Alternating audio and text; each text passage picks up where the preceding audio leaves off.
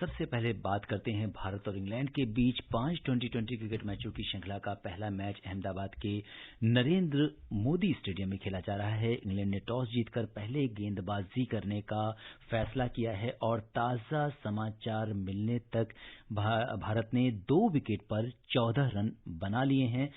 चौथा ओवर एक गेंद बची है अभी समाप्त होने में, और जिस तरह से भारत के 2 विकेट केएल राहुल ने 1 रन बनाए और भारत की उम्मीद कप्तान विराट कोहली बिना खाता खोले आउट हो गया, तो एकदम से मैच शुरू हुआ। लेकिन जिस तरह से हमारे ये दोनों विकेट गिरे हैं, कुछ कहेंगे इस पर आप?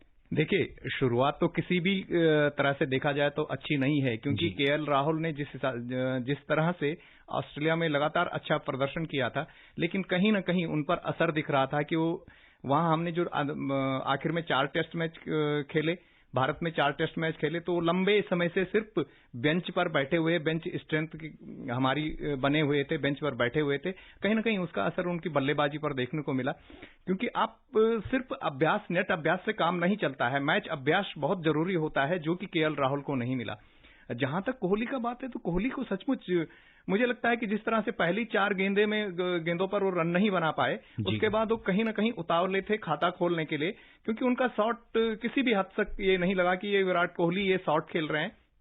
उन्होंने आसानी से मिड ऑन पे जिस हिसाब से कैच दे दिया, तो लगा नहीं कि भारतीय कप्तान और वो भी एक लेग स्पिनर के खिलाफ इस तरह का शॉट खेलेंगे। बिल्कुल, और ऋषभ पंत ने मैच को थोड़ी गति देने की कोशिश की है। 8 बॉल पे 14 रन बना लिए हैं, तो उनका साथ निभा रहे हैं शिखर धवन। हालांकि जो अर्ली विकेट डाउन हुए हैं, उसकी वजह से उनकी गति थोड़ी धीमी पड़ गई है। 9 बॉल पे 3 रन बनाए हैं उन्होंने, और कहीं ना कहीं भारत की टीम पे ये जो एक के बाद एक विकेट गिरा है, इससे कहीं ना कहीं दबाव में टीम इंडिया जरूर आ गई है।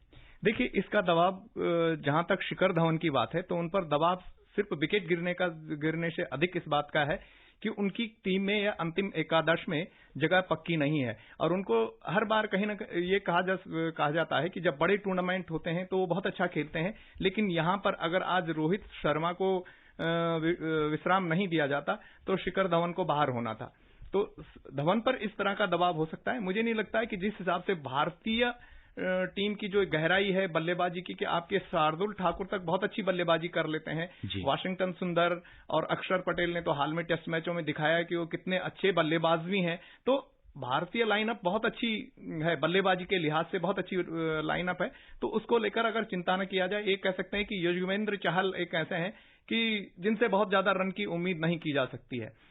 तो जहां तक पंत का सवाल है, तो पंत ऑस्ट्रेलिया में लिमिटेड ओवर की जो हमारी सीरीज थी उसका हिस्सा नहीं थे, फिर वो टेस्ट टीम में आते हैं, और एकदम से उन्होंने जिस हिसाब से सिडनी, ब्रिस्बेन और फिर अहमदाबाद में पारियां खेली, तो हर किसी को ये लगा कि हाँ, इस खिलाड़ी को अब मौका दिया जाना चाहिए। और वास्तव में जिस हिसाब से वो मैच विजेता हैं, जिस हिसाब से वो अपने दम पर पूरे मैच का रुख पलट देते हैं, और हम दिल्ली कैपिटल्स की तरफ से आईपीएल में देखते रहे कि उन्होंने कई मैच अपने दम पर जीते हैं, और ऐसा नहीं है, दबाव में उन्होंने कई पारियां खेली हैं।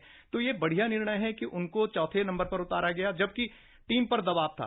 तो अगर वो लप्पेबाजी करते हैं, जैसे कि वो बहुत अच्छी तरह से कर लेते हैं, तो ये कह सकते हैं कि वो टीम पर से दबाव हटा सकते हैं। और इसके बाद, क्योंकि अमूमन चौथे नंबर पर श्रेयस अय्यर आते थे, तो उनके लिए और हार्दिक पांड्या के लिए विशेषकर एक मंच तैयार हो जाएगा। बिल्कुल, जैसा कि आपने कहा, श्रेयस अय्यर, हार्दिक पांड्या, वाशिंगटन सुंदर, अक्षर पटेल, भुवनेश्वर कुमार, शार्दुल ठाकुर और युजवेंद्र चहल जो है, ये भारतीय टीम है। और जैसा कि हम अभी बात कर रहे थे भुवनेश्वर कुमार की, कि काफी दिनों के बाद जो है उनको ये मौका मिला है और वो टीम में उनकी वापसी हुई है, क्या कुछ कहेंगे इसके बारे में? देखिए, भुवनेश्वर के साथ सचमुच ये नहीं कहेंगे कि उनके साथ जिस तरह से वो लगातार चोटों से जूझ रहे थे, तो एक समय वो हमारे लिमिटेड, विशेषकर टेस्ट मैचों में भी वो काफी अच्छा करते थे, लेकिन सीमित ओवरों के क्रिकेट में वो हमारे मुख्य गेंदबाज हुआ करते थे। और अब जिस तरह से अगले 3 साल वर्ल्ड कप होने, इस साल टी20 वर्ल्ड कप, फिर अगले साल फिर वनडे वर्ल्ड कप, तो हमें भुवनेश्वर कुमार का मैच फिट होना ही नहीं, पूरी तरह से उनकी लय में भी आना बहुत बेहद जरूरी है, क्योंकि वो न सिर्फ रनों पे अंकुश लगाते हैं, बल्कि विकेट टेकिंग बॉलर भी हैं, विकेट भी लेते हैं। तो इस लिहाज से देखना ये होगा कि उनके जो शरीर, उनको किस तरह से, या उनकी गेंदबाजी के 4 ओवर आज किस तरह से चलते हैं, इस पर कहीं ना कहीं सभी की नजर रहेगी। बिल्कुल। और आज जिस तरह से अगर हम विकेट्स की बात करें तो जोफ्रा आर्चर और मार्क वुड ने मतलब जो इस तरह का जो इन्होंने वो बनाया है वो भी मतलब कहीं न कहीं एक ये चीज़ हमें देखने को मिली है। और अब जो है भारत के 3 विकेट जो है 5 ओवर के बाद 20 रन हैं, 3 विकेट हो चुके हैं भारत के। तो ये भी जो है शिखर धवन आउट हो चुके हैं, केएल राहुल और विराट कोहली जो है ये 3 विकेट हैं और अभी ऋषभ पंत और श्रेयस अय्यर अब मैदान में आ चुके हैं।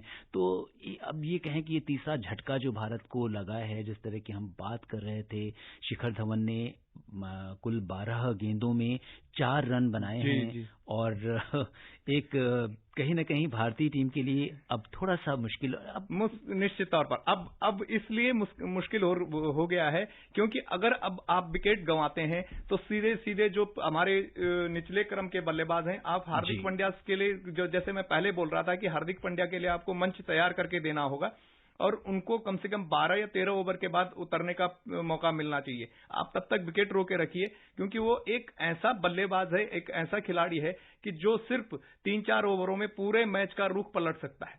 जी।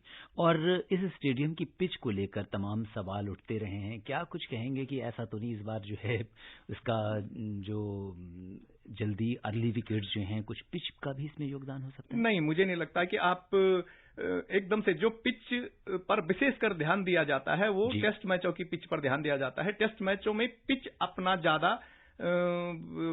असर दिखाती है। T20 में मुझे नहीं लगता कि आप T20 में विकेट गिरने के लिए या विकेट लेने के लिए पिच तैयार करेंगे। कोई भी क्यूरेटर ऐसा नहीं चाहेगा कि एक मैच में एक टीम सिर्फ 60 रन बनाए, क्योंकि मैच T20 रोमांच का नाम है, T20 मनोरंजन के लिए। अगर आप वहां पर रन नहीं बनेंगे तो कहीं ना कहीं असर दर्शकों पे पड़ेगा, आपके प्रारूप पे पड़ेगा। तो यहां पर सिर्फ मैच जीतना ही सवाल नहीं है। पिच, अब भी पिच के बारे में, इस पिच के बारे में जिसमें ये मैच हो रहा है वो सपाट पिच है, उस पर रन बन सकते हैं, लेकिन सिर्फ कुछ धैर्य रखने की जरूरत है, जो कि मुझे लगता है कि अभी तक हमारे शीर्ष क्रम के बल्लेबाजों ने नहीं दिखाया है। बिल्कुल। अब ऋषभ पंत जो हैं 16 रन बनाए हैं और श्रेयस अय्यर ने अभी रन बनाना बाकी है, अभी खाता खोलना उनका।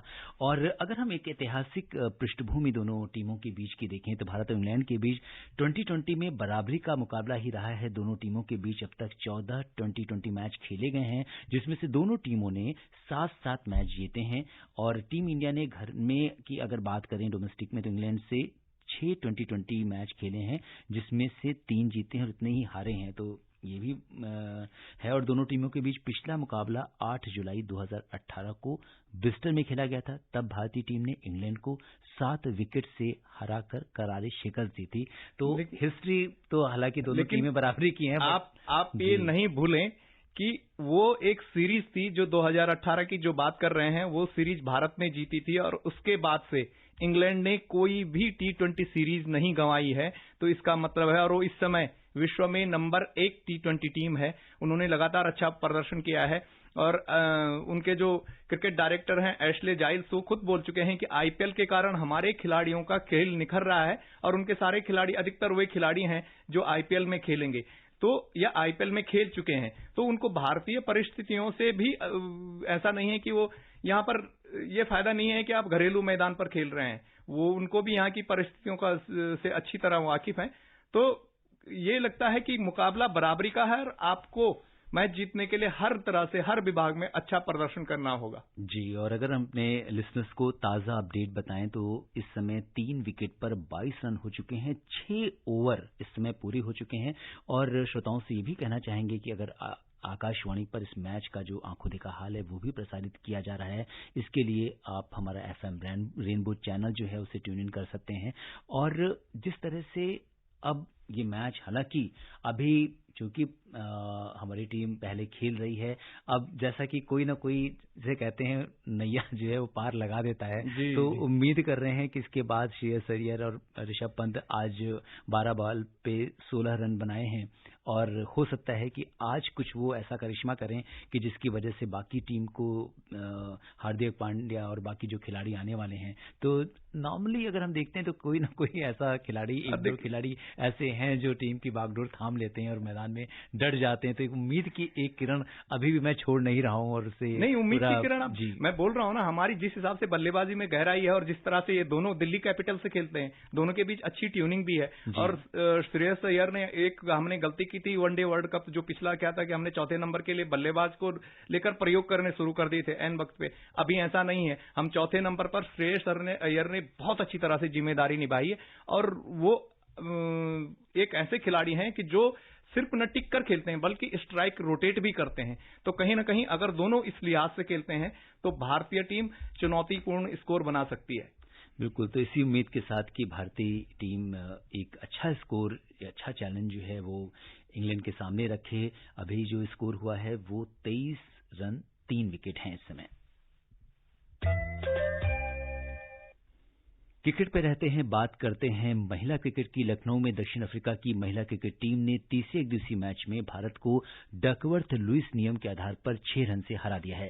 दक्षिण अफ्रीका की ओर से लिजेली ली ने 131 गेंदों में नाबाद 132 रन बनाए और उन्हें प्लेयर ऑफ द मैच चुना गया। इस जीत के साथ ही दक्षिण अफ्रीका की टीम ने 5 मैचों की श्रृंखला में 2-1 से बढ़त बना ली है। श्रृंखला का अगला मैच रविवार को खेला जाएगा। आइए सुनते हैं इस मैच के बारे में हमारी सहयोगी दीपिका की ये रिपोर्ट। लखनऊ के अटल बिहारी वाजपेयी स्टेडियम में खेले जा रहे तीसरे एक दिवसीय मैच में दक्षिण अफ्रीका की महिला क्रिकेट टीम ने भारत को डकवर्थ लुईस नियम के आधार पर 6 रन से हरा दिया है। इस जीत के साथ ही दक्षिण अफ्रीका की टीम ने 5 मैचों की श्रृंखला में 2-1 से बढ़त बना ली है। भारत ने पहले बल्लेबाजी करते हुए दक्षिण अफ्रीका के सामने 50 ओवर में 249 रन का लक्ष्य रखा था। दक्षिण अफ्रीका ने इस लक्ष्य का पीछा करते हुए 46 ओवर 3 गेंद में 4 विकेट के नुकसान पर 223 रन बना लिए थे और उसे जीत के लिए 21 गेंद में 26 रन की जरूरत थी। लेकिन तभी बारिश शुरू हो गई। डकवर्थ लुईस नियम के आधार पर दक्षिण अफ्रीका की टीम को 6 रन से विजेता घोषित किया गया। कप्तान मिताली राज ने आज इस मैच में एक और कीर्तिमान अपने नाम किया। वे अंतर्राष्ट्रीय क्रिकेट में 10,000 रन पूरे करने वाली दुनिया की दूसरी और भारत की पहली महिला क्रिकेटर बन गई हैं। मिताली ने आज 35 रन पूरे करते ही ये रिकॉर्ड बनाया। मिताली ने अब तक के करियर में 46.73 के औसत से 10,001 रन बनाए हैं। मिताली से पहले इंग्लैंड की पूर्व कप्तान चार्लेट एडवर्ड्स ये रिकॉर्ड बना चुकी हैं। चार्लेट के नाम अंतर्राष्ट्रीय क्रिकेट में 10,273 रन हैं। मिताली उनका रिकॉर्ड तोड़ने से महज 272 रन पीछे है। Deepika Sharma, sports scan. तो जैसा कि अगर हम देखें तो 2-1 से दक्षिण अफ्रीका ने बढ़त बना ली है। आज जिस तरीके से लिजेली ली ने जो प्रदर्शन किया है वो वाकई में 131 गेंदों में नाबाद 132 रन, क्या पारी खेली, लाजवाब पारी। निश्चित तौर पर जिस हिसाब से वो शुरू से मैंने मैच देख रहा था तो देख रहा था कि 9वें ओवर से भारत ने अपना स्पिन आक्रमण लगा दिया था और स्पिनर भारत के शुरू से किसी भी मैच में किसी भी टीम पर दबाव बना देते हैं। लेकिन ली पर कहीं भी वो दबाव में नहीं दिखी। जिस तरह से वो अपना 5 रन दूर है सेंचुरी से और तब हरमनप्रीत कौर पर छक्का लगा के अपनी सेंचुरी पूरी करती हैं। उसके बाद जब एक ऐसी स्थिति आई एक समय कि अभी बारिश आ सकती है, डकवर्थ लुईस का जो समीकरण है वो सामने आ गए, तो ऐसे में फटाफट रन की जरूरत थी। वो फिर से 2 चौके जड़ देती हैं हरमनप्रीत पर। मुझे नहीं लगता कि ऐसे आखिरी टाइम पे हरमनप्रीत को गेंदबाजी क्यों सौंपी गई, या तो आपको मानसी पर इतना विश्वास नहीं था तो फिर उनको क्योंकि मानसी पहले 5 ओवर में बहुत रन लुटा चुकी थी। लेकिन एक कहीं ना कहीं ये होता है कि एक गेंदबाज अगर पहला स्पेल खराब करता है तो जरूरी नहीं है कि दूसरा स्पेल भी उसका खराब रहे। तो मानसी पर विश्वास दिखाया जाना चाहिए था।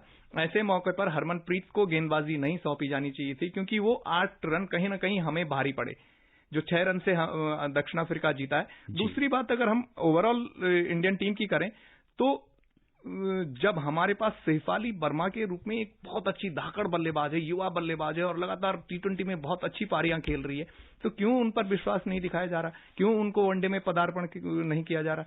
यही नहीं, अगर हम एक ऑलराउंडर की बात करें तो सिका को क्यों टीम में नहीं चुना गया। तो ये कुछ सवाल हैं कि जब वर्ल्ड कप की तैयारी आप कर रहे हैं, विश्व कप की बातें हो रही हैं, तो आप प्रयोग क्यों कर रहे हैं। ठीक है, कुछ नए खिलाड़ियों को आजमाइए। इसी समय हमारी घरेलू टूर्नामेंट चल रही है, तो वहां देखिए कि वहां कौन सी खिलाड़ी अच्छा प्रदर्शन कर रही है, उसको मौका दीजिए। जी।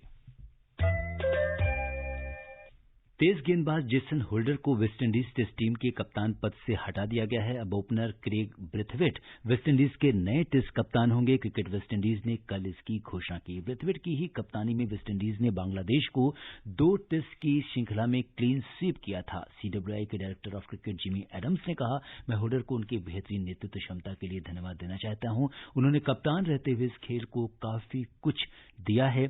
अपने 5.5 साल की कप्तानी के दौरान उन्होंने टीम को हमेशा आगे रखा। होल्डर की बात करें तो 2015 से लेकर अब तक 37 टेस्ट मैचों में उन्होंने कप्तानी की है। इसमें वेस्टइंडीज को 11 में जीत मिली, वहीं 21 मैचों में से हार का सामना करना पड़ा, जबकि 5 टेस्ट ड्रॉ रहे हैं। तो अगर हम देखें तो नए कप्तान के रूप में आप किस तरह से वेस्टइंडीज की टीम, जिस तरह की उनकी पिछले दिनों बहुत अच्छी परफॉर्मेंस नहीं रही, तो क्या कुछ कहेंगे? नहीं, देखिए ब्रेथवेट को तो सीधे सीधे जिस तरह से उन्होंने, और ये नहीं कह सकते कि सिर्फ कप्तानी के, वो वहां पर 1-2 खिलाड़ियों ने बहुत अच्छा प्रदर्शन किया था कि उन्होंने मतलब हार के जीत, बांग्लादेश जहां जीत की दहलीज पर खड़ा था वहां से उन्होंने उसके मुंह से जीत छीनी है और तब जाके ये सीरीज जीती थी जिसका अभी आपने जिक्र किया। लेकिन हमें ये नहीं भूलना चाहिए कि जब झंझावत में फंसाता, पूरा एक भंवर में फंसाता वेस्टइंडीज क्रिकेट, तब उसको जेसन होल्डर ने नई दिशा दी थी और कमान संभाल के न सिर्फ उन्होंने खुद के प्रदर्शन से बल्कि अपने खिलाड़ियों को भी एकजुट रखा और उनको अच्छा प्रदर्शन करने के लिए प्रेरित किया। तो होल्डर का योगदान आप एकदम से नकार नहीं सकते। जी, और अगर देखें तो अभी अगली श्रृंखला जो श्रीलंका के साथ टेस्ट सीरीज की शुरुआत 21 मार्च से हो रही है, वहां पर अब एक बड़ी चुनौती होगी क्रेग ब्रेथवेट के लिए। हाँ, ब्रेथवेट, क्योंकि अभी तक तो एक बांग्लादेश को आप किसी भी तरह से एक कमजोर टीम मानते हैं, लेकिन बांग्लादेश कभी भी अपने घर में कमजोर नहीं रहा है, तो कहीं ना कहीं उनका वहां का अनुभव उनके लिए काम आएगा। जी, और अब नजर डालते हैं टेनिस पर। कतर ओपन टेनिस टूर्नामेंट में 3 बार के पूर्व चैंपियन स्विट्जरलैंड के रोजर फेडरर अपने दूसरे मैच में जॉर्जिया के निकोलोस बेलाशविली से हारकर बाहर हो गए हैं। आइए जानते हैं हमारे सहयोगी मुकेश की इस रिपोर्ट में। कतर ओपन टेनिस टूर्नामेंट में एक बड़े उलटफेर में स्विट्जरलैंड के टेनिस स्टार रोजर फेडरर अपने दूसरे मैच में हारकर बाहर हो गए। उन्हें जॉर्जिया के निकोलोस बेलाशविली ने 3-6, 6-1, 7-5 से हराया। फेडरर ने 13 महीने बाद कोर्ट पर वापसी की थी। उन्होंने अपने पहले मैच में ब्रिटेन के डेनियल एवंस को 7-6, 3-6, 7-5 से शिकस्त दी। 39 साल के फेडरर घुटने में 2 सर्जरी की वजह से 1 साल से टेनिस जगत से बाहर रहे हैं। इससे पहले उन्होंने 2020 में ऑस्ट्रेलियन ओपन खेला था। फेडरर 3 बार कतर ओपन टेनिस टूर्नामेंट जीत चुके हैं। इस टूर्नामेंट में उन्होंने अब तक कुल 30 मैच खेले हैं। इसमें से 27 में उन्हें जीत और 3 में हार का सामना करना पड़ा। Mukesh Kumar, sports can. तो जिस तरह से ये मैच हुआ, क्या कुछ कहेंगे आप इस बारे में? देखिए, फेडरर की बात, जहां फेडरर खुद इस टूर्नामेंट में आने से पहले ये कह चुके थे कि वो एक तो अभी संन्यास नहीं लेने जा रहे हैं, और दूसरी बात, वो अपने शरीर को, अपनी बॉडी को परखना चाहते हैं, देखना चाहते हैं कि अभी वो किस स्तर पर हैं, क्योंकि उन्होंने पिछले साल जब अपने घुटने का पहला ऑपरेशन कराया था तो दूसरे ऑपरेशन के लिए वो तैयार नहीं थे और जून में अचानक वो बोलते हैं कि मेरा दूसरा ऑपरेशन भी हो गया। जी बिल्कुल, तो कुछ फिटनेस की प्रॉब्लम रही है उनको साथ, और श्रोताओं समय अनुमति नहीं दे रहा है कि हम कुछ और खेल खबरों पर चर्चा करें। धर्मेंद्र, आप हमारे स्टूडियो में और तमाम खेल खबरों पर चर्चा करने के लिए आपका बहुत बहुत धन्यवाद। आभार। श्रोताओं, स्पोर्ट्स कैन में आज के लिए बस इतना ही। अगर आप इस कार्यक्रम को दोबारा सुनना चाहते हैं तो लॉग ऑन कर सकते हैं हमारी वेबसाइट newsonair.com पर। कल शाम 7:20 पर दोबारा मुलाकात के वायदे के साथ इजाजत दीजिए अपने होस्ट और सिद्धार्थ सिंह को। तब तक के लिए नमस्कार।